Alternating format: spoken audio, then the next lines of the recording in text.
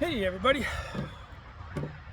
we're all gathered here to look at two masts, two QRP, mostly used for QRP masts. Neither one is a bad mast. Each one of them has their goods and their bads. We're going to go ahead and start with this one here. This is the Carbon 6. It's been a go-to of mine for 3 or more years. I use it every day. It's a fully when you buy it, it's right at six meters, but let's keep in mind this mast was mass produced for being a fishing rod. In Japan they call them tenkara rods. With that said, the first 2 sections on this Carbon 6 are virtually useless for us for attaching an antenna to. It's just way too flexible. So most people take out or don't use the first 2 sections. What I do is I take out the first 2 sections and I put a cotter pin in the very end and epoxy it in there, so you can attach a cord or a carabiner. With that said, after you take the 2 sections out, this antenna is 17 foot 10 exactly long. It's carbon fiber. The first sleeve is aluminum. It's strong enough for what we use it for. I use it mainly for 26 gauge wire, end feds. I can do it as a sloper, inverted V, do random wires with it as a sloper. Recently acquired a K6 ARK 4-to-1 with a 15-foot radiator. When using this, I can't even erect it all the way out because it's only 15 feet. So I have modified this. Modifications that I've done is, again, the tip has a cotter pin inside of it, epoxied in, so you can tie something to it. I've also drilled a hole in the cap and the butt to attach a string to it so you don't lose it. You don't want to lose them because they're probably pretty hard to get, seeing as that these come from England.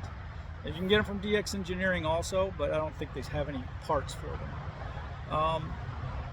The reason for the putting a string on the butt end, the screwed end, this piece here screws out. Okay, and there's a little rubber insert there. You take that out, you drill your hole, put it back in, and I'll explain to you why this one needs a tether on it so you don't lose it. I'll explain to you in a second. The weight of this one is 11.4 ounces, 322 grams. Great mask. There's really nothing wrong with this mask. It serves the purpose well when you make the modifications to it.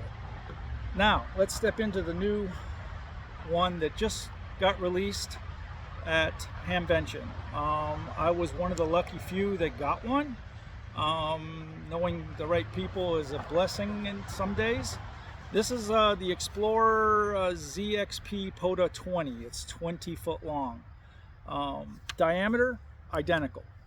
Weight, this one comes in at 11.2 ounces as opposed to 11.4 ounces. Virtually the same. Virtually the same. Has a screw-in cap at this end, has the inserting cap on this end. Pull out the inserted cap, little bonus, you know, the first shaft comes out. Now what's different about this one is, one, it comes factory with a tip on it to mount your antenna wire. The first section is substantially small compared to the third section of the Carbon. You're not going to see it on camera, but it's substantially different. This is still very flexible. This is much stiffer. Okay, so no modifications are needed to the antenna, to the mast itself internally. I still made the same modifications. I tethered the cap, I tethered the butt end, and again, you'll see why that is in a second.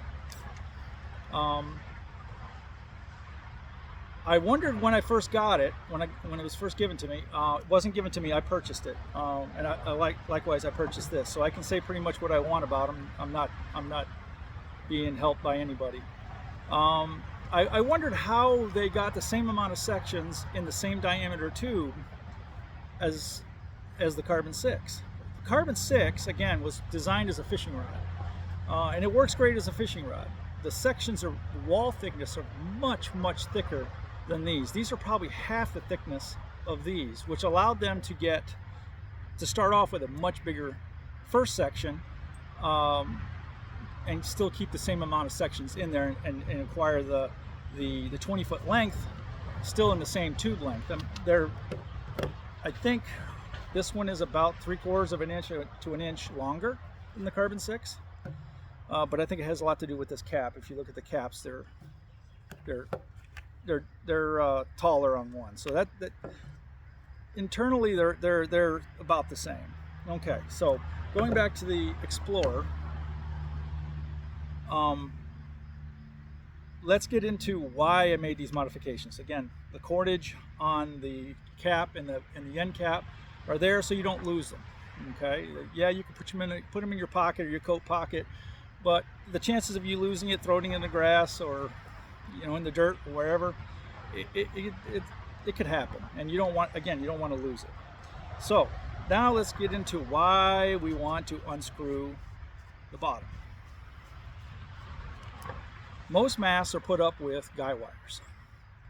Guy wires are great on bigger antenna masts. This mast doesn't require guy wires.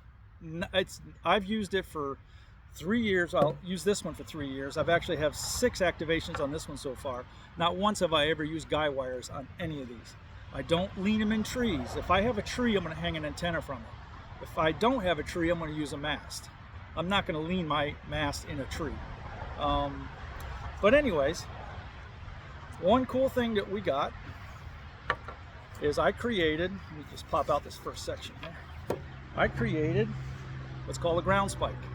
It's a 3D printed part at the very top with a tent stake in it that's permanently mounted inside the insert. There's a little string attached to it. That's just so you can pull it back out of the ground. This fits perfectly in the end of both this antenna and the Carbon 6. It's pretty tight in there. It doesn't come out. Well, when you pull the antenna up, it will come out. Why this is a good thing? Guide wires take a long time to set up, in a couple of minutes. I mean, it's not really that long. But this, I can take this antenna and I can just stand it up, grab this aluminum shaft, and shove this antenna in the ground. No pounding, no hammer needed. I've had this thing up in 15-20 mile-an-hour winds to the point where I can't even be heard on the microphone. This antenna is still standing. Recently, I was using this one. There's a huge wind gust came. In Michigan, we have clay, so the ground's pretty hard. The tent spike bent with this mast. So chances are you're not going to have any problems with it wherever you are, unless you're on a beach and you've got really soft sand. You might have to bury it a little bit into the shaft, but or pile some dirt around it, some sand around it. This makes a very usable mast, a great mast, into an awesome mast. These will be available from Kilo Echo 8, Papa Zulu November. I designed it, but I've given it to him to market. We've already showed it to Gigaparts, and they're ecstatic. They think that this is really cool. It's a great ad for this mast. Great ad for this mast. And again, nothing wrong with either one of these masts, except this is really a fishing rod that we've adapted into a mast. Works great. This is a purpose-built mast. It's built for one purpose only. You don't want to take this fishing. You probably won't ever know there's a fish on it.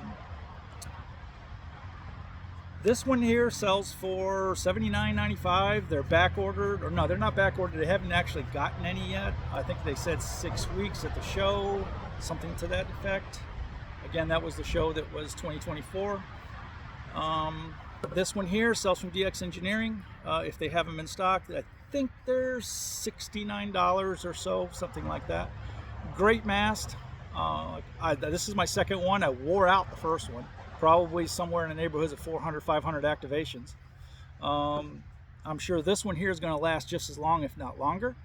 I'm not concerned about the wall thickness on the sections. It's not that substantial. Carbon fiber is pretty strong. We don't put a whole lot of stress on them to start with. I think this thing will last just as long, if not longer, than the Carbon 6. Again, this is a great ad. Also, one other ad that we do that I came up with. This is per PZN's request, because he, for some reason, thinks he needs guide wires sometimes. He wants the option.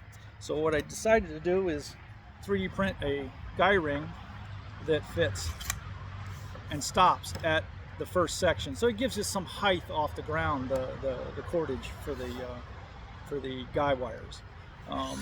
He'll be selling those also. Again, great mass. If you're running QRP, yeah, take them out of order and see what happens. Anyways, if you're running QRP, this needs to be in your bag. It'll handle 18 gauge wire. It'll probably handle 14 gauge wire. This one will not. This is 26 gauge only. This one will probably handle that kind of wire. You could use it as QRO, no problem. I know some antennas that have 18 gauge wire that can operate on 26 or 18 gauge wire, so I'm sure you can do it. There we go. And here, let me also show you another trick that people get, especially on the carbon 6. They've snapped the first. I know somebody that has the first 4 sections that are gone out of this, and he's still using it.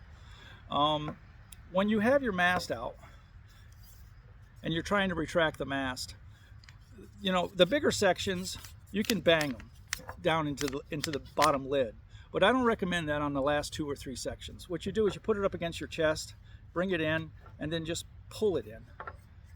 And it'll come in a lot easier. You don't want to snap these. I mean, 80 bucks is not, you know, the end of the world, but you don't want to be buying one of these every 6 months just because you had one section stuck or whatever. So that's my tip for you. Like I said, neither one of these is bad. They're both great. I'm glad to see this one come out. This is really cool. They're going to have a 30-footer, which would probably, I haven't seen it, I don't know anything about it, probably going to be QRO. You're going to need guy wires for that. Ground spike will not work for that. That's going to be too tall. 20 foot is about the limit for a ground spike. We call it the PP shank for QRPP. But anyways, thanks for viewing. If you got any comments, questions, put them in the list below.